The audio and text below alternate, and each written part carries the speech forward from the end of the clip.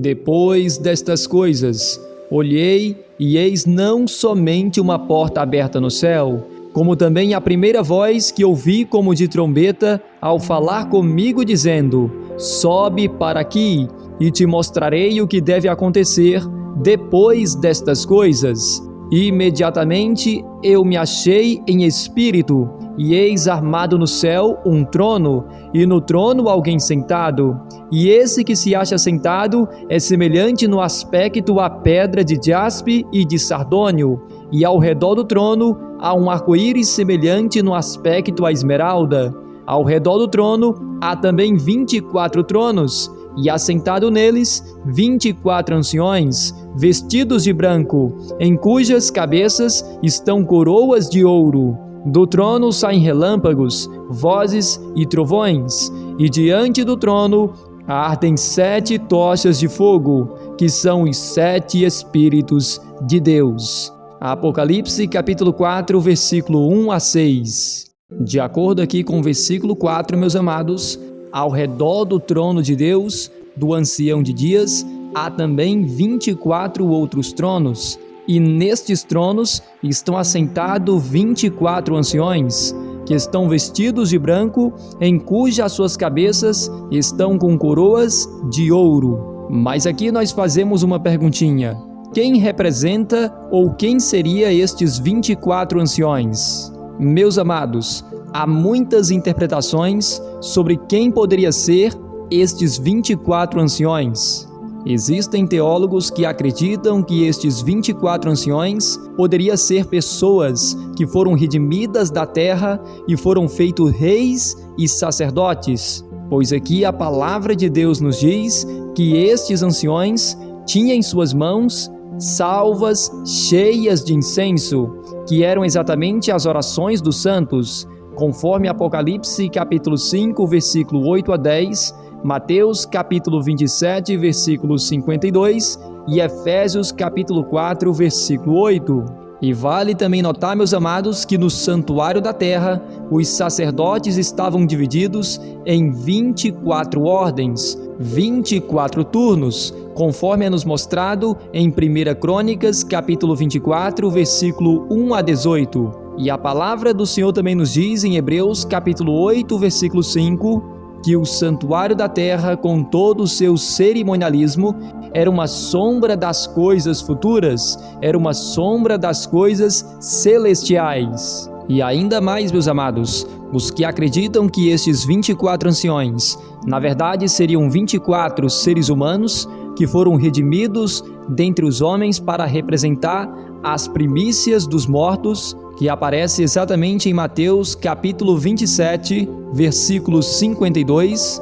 E meu amado, se você for novo aqui no nosso canal Revelaction, não deixe de se inscrever no canal e ative o sininho das notificações, para que você não perda nenhum conteúdo novo que nós lançarmos aqui dentro do canal Revelaction. Estes teólogos acreditam, meus irmãos, que a vestidura branca dos anciãos se conecta aqui com Apocalipse capítulo 19, versículo 8, que diz: e foi-lhe dado que se vestisse de linho fino, puro e resplandecente, porque o linho fino são a justiça dos santos. Apocalipse capítulo 19, versículo 8. Perceba também que sobre a cabeça dos anciãos há uma coroa de ouro, que de acordo com 2 Timóteo capítulo 4, versículo 8, é um símbolo de vitória.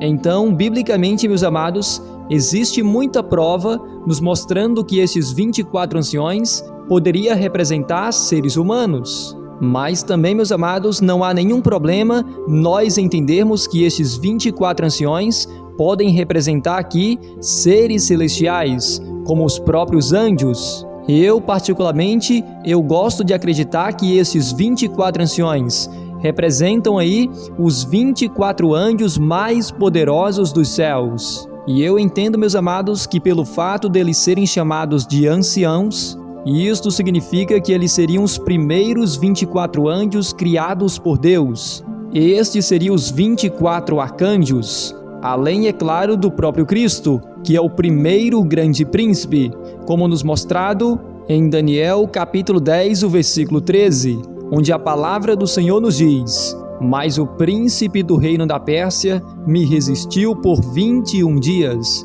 Porém, Miguel, um dos primeiros príncipes, veio para ajudar-me, e eu obtive vitória sobre os reis da Pérsia. Então, de acordo com esse texto, meus amados, Miguel seria um dos primeiros príncipes dos céus. Isso significa que no reino celestial há também outros príncipes. E é aqui que se encaixam os 24 anciões. Os 24 anciões seriam os 24 anjos mais poderosos dos céus, os 24 príncipes. E são eles que recebem a responsabilidade de auxiliar a Cristo Jesus no juízo celestial. Então eu deixo aqui com vocês duas interpretações. Então você pode entender estes 24 anciões como seres humanos que foram escolhidos dentre a multidão que ressuscitou juntamente com Jesus, conforme em Mateus capítulo 27, versículo 52, mas você também pode entender estes 24 anciões como sendo ali os 24 príncipes ou os 24 arcanjos mais poderosos dos céus, pois ambas as interpretações têm base bíblica, meus amados. Um outro detalhe que precisa ser mencionado aqui, meus irmãos, é que a Arca da Aliança ela era levada por 4 sacerdotes. E o interessante é que, de acordo com 2 Samuel, capítulo 6, o versículo 2, a Arca da Aliança, meus amados, é um símbolo do trono de Deus, onde ele se assenta no meio dos querubins. E perceba que aquela arca estava sendo carregada por 4 sacerdotes. E quando nós vamos, meus amados, por exemplo, para Ezequiel capítulo 1 e Ezequiel capítulo 10, ali é mencionado 4 seres viventes que têm a responsabilidade de levar o trono de Deus. E estes 4 seres viventes, meus amados, que na verdade seriam aqui 4 serafins, estes mesmos 4 seres viventes, eles aparecem aqui mesmo no capítulo 4, como nós veremos mais à frente. Então veja que aqueles 4 sacerdotes que levavam a Arca da Aliança do Senhor estavam representando os 4 serafins que carregam o trono de Deus. Então não há nenhum problema em a gente entender que estes 24 anciões também poderiam representar seres celestiais, como sendo ali os 24 anjos mais poderosos dos céus, os primeiros que foram criados pelo Senhor, os primeiros príncipes. Por isso que eles são chamados de anciões, nos mostrando que eles são seres cheios de sabedoria. A palavra de Deus também nos menciona aqui no versículo 5, meus amados, que do trono de Deus saem relâmpagos, vozes e trovões, e diante do trono de Deus ardem 7 tochas de fogo. Estes relâmpagos, meus amados, trovões e vozes que vêm do trono do Altíssimo, conforme Apocalipse capítulo 4, versículo 5, se relacionam com um tribunal celestial, com um juízo final.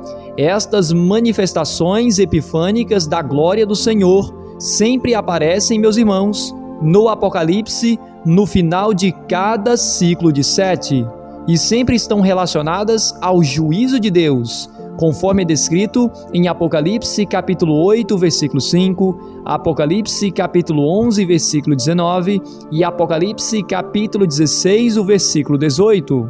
E considerando, meus amados, que a única série de 7 eventos que não contém a menção das vozes e relâmpagos é o ciclo das 7 igrejas, então esta visão que vem logo depois em seguida ao ciclo das 7 igrejas, que é a visão do trono de Deus, que é mencionada em Apocalipse capítulo 4 e o capítulo 5, precisa ser considerada, meus irmãos, como sendo ali a conclusão, o desfecho da mensagem das 7 igrejas, onde nós encontramos exatamente aqueles sinais. E como nós já sabemos, o próprio Cristo, ele introduziu esta visão, dizendo ao apóstolo João: sobe para aqui e te mostrarei o que deve acontecer depois destas coisas. Isto é, depois que Jesus entrou no Santíssimo, depois que a porta foi aberta no ano de 1844, chegando a época da Igreja de Laodiceia,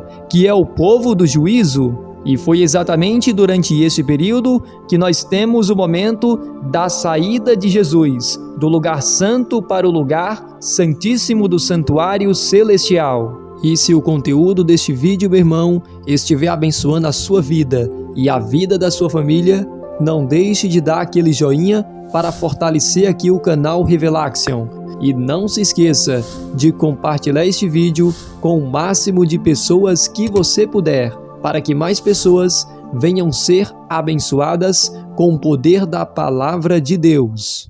Aqui também no versículo 5 diz que diante do trono do Altíssimo ardem 7 tochas de fogo, que são os 7 Espíritos de Deus. E nós já sabemos que estes 7 Espíritos de Deus é uma referência ao próprio Espírito Santo do Senhor. E pelo fato, meus amados, do apóstolo João está vendo aqui estas 7 lâmpadas que estão diante do trono de Deus, e isto nos revela que João, meus amados, está vendo tanto o lugar santo quanto o lugar santíssimo do santuário celestial, pois nós sabemos que o candelabro com 7 lâmpadas, que é uma referência aos 7 Espíritos de Deus, este candelabro, meus amados, ele ficava exatamente ao lado sul do santuário da terra, no lugar santo, que ficava ali perto do véu que separava o santo do santíssimo. Então isto significa que aqui, meus amados, João está contemplando com seus olhos